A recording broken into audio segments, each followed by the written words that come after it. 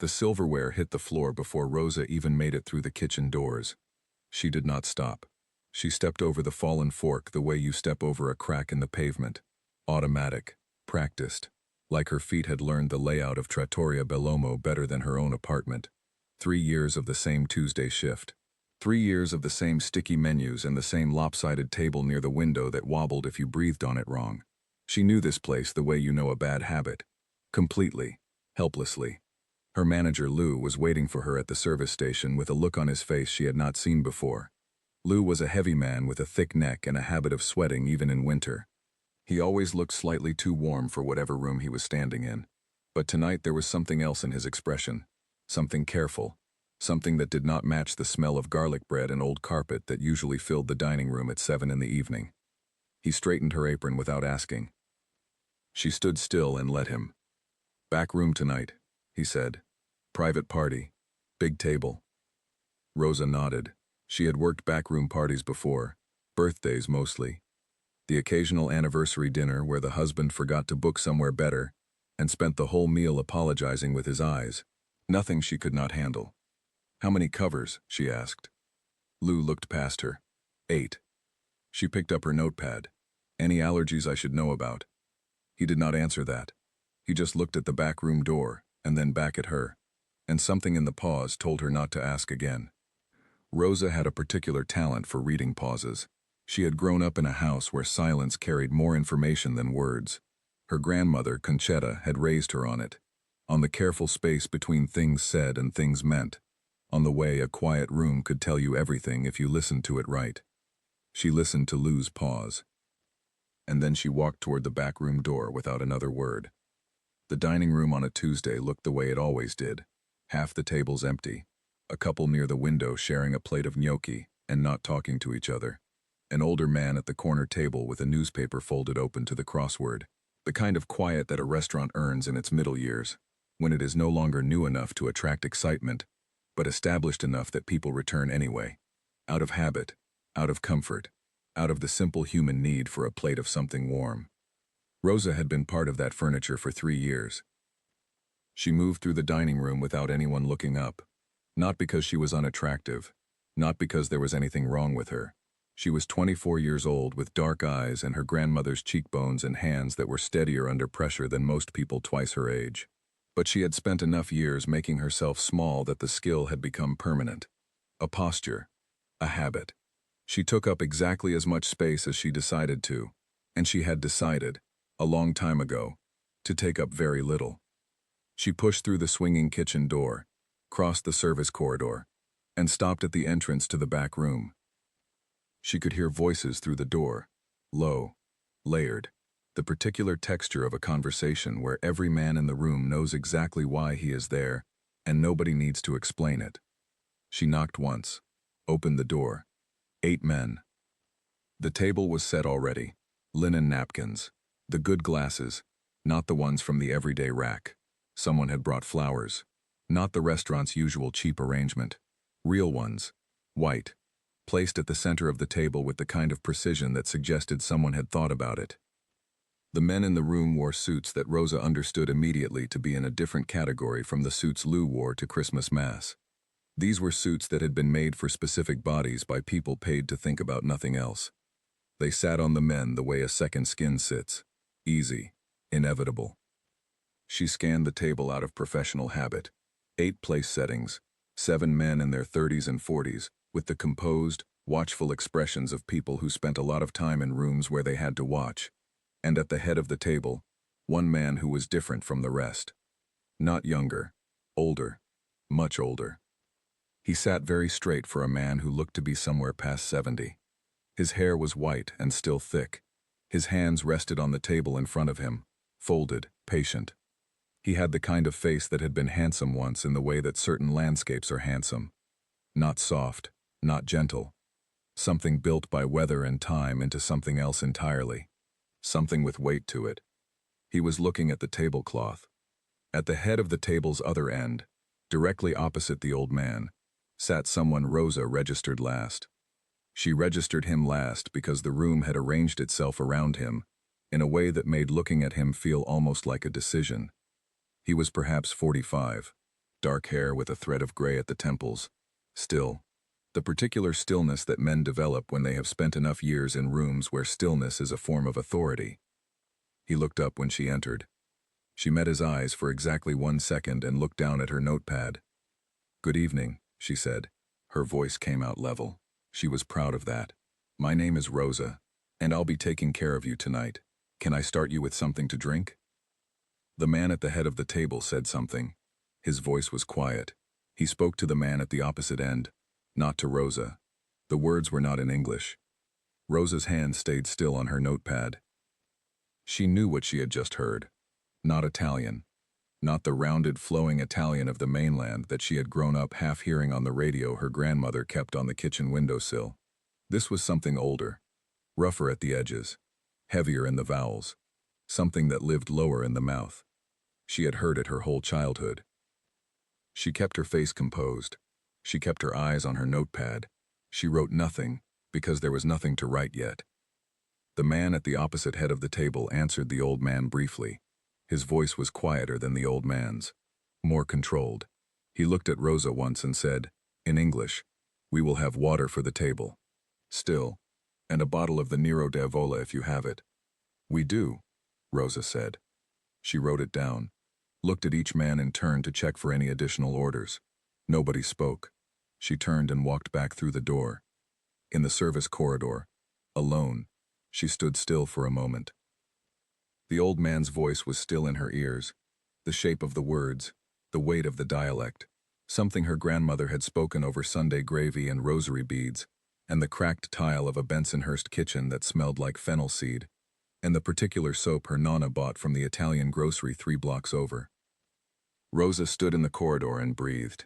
Then she went to get their water. Lou was at the service station when she came back for the wine. "Everything okay?" he asked. The question had more floors to it than it sounded. "Fine," she said. "They want the Nero d'Avola."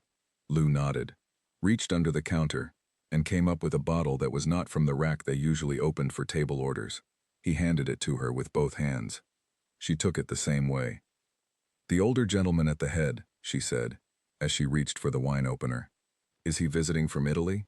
Lou looked at her. "Sicily," he said. One word. Flat. Done. Rosa opened the bottle. She carried the wine back to the back room and poured it with steady hands and said nothing about the fact that she had understood every word the old man had said. He had said the bread smelled like a factory. He had said nobody in this country knew what real food tasted like anymore. He had said he was tired. He had said it had been a long flight and a longer day, and he wanted to eat something that tasted like home. And he doubted very much that anything in this room was going to accomplish that. He had said all of that to the table in general, in the dialect of Western Sicily, in the voice of a man who had long since stopped softening his opinions for the benefit of anyone around him. Rosa set the last glass down, tucked the bottle at the side of the table, and turned to go. She stopped. She was not sure, afterward, what made her stop. She could have kept walking. She almost did. It would have been the simpler thing, the safer thing. The thing a girl who had spent 24 years perfecting the art of being overlooked would have done without a second thought. But something in the old man's voice had pulled a thread loose in her chest that she had not known was there. Something that sounded like her grandmother at the end of a long day. Something that sounded like every Sunday of her childhood. Something that sounded like home. She turned back. The old man was looking at the bread basket with an expression of mild disappointment that was also, somehow, deeply tired. She spoke. In Sicilian. In the dialect of Agrigento, which her grandmother had carried across an ocean in 1962 and deposited into Rosa's bones before Rosa could speak any other language. She said, "You are right about the bread. Give me 10 minutes and I will fix it." The table went quiet. Not the polite quiet of people pausing a conversation. The absolute quiet of 8 people who have just heard something they did not expect and cannot immediately process. The old man looked up from the bread basket. He looked at her. Really looked. The way people look when something has interrupted the story they thought they were in. For a moment he said nothing. Then, very slowly, one corner of his mouth moved. Rosa did not wait to see what it did next. She tucked her notepad under her arm and walked back through the door and let it swing shut behind her. In the corridor, her heart was going at a pace she chose not to think about. 10 minutes. She had promised 10 minutes. She pushed through the kitchen door and got to work. Lou found her at the stove 4 minutes later. He stood in the kitchen doorway with a look on his face like a man watching someone walk a tightrope over something he could not see the bottom of. "Rosa, what are you doing?" She did not look up from the pan. "Fixing the bread situation." A silence opened behind her. She could feel him looking at the things she had pulled from the pantry. The good olive oil, the capers from the jar they kept in the back, the eggplant she had found in the refrigerator. "That's not on the menu," he said. "I know." Another pause. Longer. "Rosa." "Lou." She turned the heat down slightly. "I'll be 5 minutes. It's going to be fine." She heard him breathe, heard him decide something, heard his footsteps go back toward the dining room without another word. She turned back to the stove. The kitchen around her was loud with the sounds of a Tuesday service. Plates clattering. The head chef, Pete, calling something to his line cooks in a voice that cut through everything. The exhaust fan grinding away overhead. None of it touched her. She was in a smaller place inside all that noise. A quieter country. The one she had lived in as a small girl on her grandmother's kitchen floor, watching Concetta's hands move through preparations that had no recipe, because the recipe was in the hands themselves. The sweet and sour smell rising from the pan was exactly right. She knew it the way she knew her own name. She turned off the heat, plated it simply. No garnish, no flourish. The way her grandmother would have done it. Without apology, without decoration. The food did not need help. It just needed to be itself. She carried the plate back through the corridor and pushed open the back room door. The table was quieter than when she had left. A different kind of quiet. She did not analyze it. She walked to the head of the table where the old man sat and set the plate in front of him. She stood back. She folded her hands in front of her apron, and she waited, and she said nothing. The old man looked at the plate for a long moment. He picked up his fork. He tasted it. He put the fork down. And then he looked at her again. But this time the look was different from before. This time, it was not the look of a man who has been surprised. It was something else. Something slower.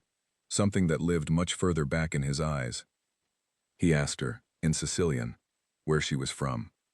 Rosa told him. He asked her grandmother's name. She told him that too. Something crossed the old man's face that she had no name for. A geography. A distance measured not in miles but in decades. He was quiet for a moment, that felt much longer than it was. Then he stood up, 70-something years old, in a room full of men who did not stand for anything that had not earned it twice over. He stood up. He reached across the table and took both of Rosa's hands in his. His hands were large and dry and very warm, and they held hers with the kind of steadiness that you only develop by holding a great many things through a great many years. And then he spoke. The old formal Sicilian welcome. The greeting that did not exist in modern Italian. The one that her grandmother had taught her the meaning of before she taught her to read. The one that said, without saying it in any language that could be translated, "You are not a stranger here. You have never been a stranger. You belong to the same earth." Rosa stared at his cufflinks. Silver. A wheat sheaf pressed into the metal. Small and exact. Her grandmother had a brooch with the same motif. She kept it in a velvet box on the top shelf of the wardrobe. No one was allowed to touch it. Rosa had touched it exactly once, when she was 7, and her grandmother had not been angry, had only looked at her and said, very quietly, that some things carry the weight of where they come from. Nobody at the table moved. Nobody spoke. The man at the other head of the table, the still one with the gray at his temples and the suit that fit like a second skin, sat with both hands flat on the linen, and watched his father hold a waitress's hands in the back room of a Queen's restaurant, and did not say a single word. Because there was nothing to say. Because some moments are already complete when they happen, and adding language to them would only reduce them. Rosa stood in the old man's grip and did not cry. But she stopped disappearing. And in a room full of people who spent their professional lives noticing everything, every person at that table noticed. The party ended just before 10. Rosa heard them leaving from the service corridor. the particular sound of a group of men departing. Chairs pushed back. Low voices. The click of dress shoes on the tile near the back room's private exit. She waited until it was quiet. Then she went in to clear the table. The room smelled like good olive oil and red wine, and something underneath both of those things that she could not name, and did not try to. She stacked the plates the way her grandmother had taught her. Careful, unhurried. The way you handle things that have been part of something important, even if nobody would ever write it down. Lou appeared in the doorway. He looked at her for a moment, then at the table, then back at her. "You can go home," he said. "I'll finish clearing." He nodded, disappeared. She was on the last of the glasses when the door opened again. The still man. The one from the head of the table. He was wearing his coat now. He stood in the doorway with one hand on the frame and looked at her across the cleared table. He held out a plain envelope. She crossed the room and took it. She did not open it. She held it at her side and looked at him and waited. He did not look directly at her while he spoke. He looked at a point slightly past her shoulder. "He asked me," he said, in English that was careful and exact. "Who taught you to cook like that?" Rosa considered the question, considered what it actually meant underneath what it sounded like. "My grandmother," she said. "She used to say that Sicilians do not cook to feed people. They cook so people remember who they are." The man was quiet for a moment. Something moved through his expression very quickly, and then was gone. He nodded once. He turned and walked out. The door swung shut behind him without a sound. Rosa stood in the empty back room of a restaurant where she had been invisible for 3 years. She was not invisible now. She put the last glass down, picked up her coat from the hook in the service corridor, tucked the envelope into her pocket without looking at it, walked through the dining room, which was empty now, all the chairs up on the tables, the overhead lights on their low after-hours setting. She pushed through the front door. The Queen's night was cold in particular. Car horns 3 blocks over. The smell of the bakery on the corner that ran its ovens from midnight onward. A dog barking somewhere above her on one of the fire escapes. She stood on the sidewalk for a moment. She thought about her grandmother, about a kitchen in Bensonhurst, about a brooch in a velvet box, about the weight of where things come from and the strange ways that weight finds you, even when you have spent years trying to travel light. Then she started walking home. She did not look back at the restaurant. She did not need to. Some nights do not need to be looked back at, because they are already inside you before you have finished living them. You carry them forward.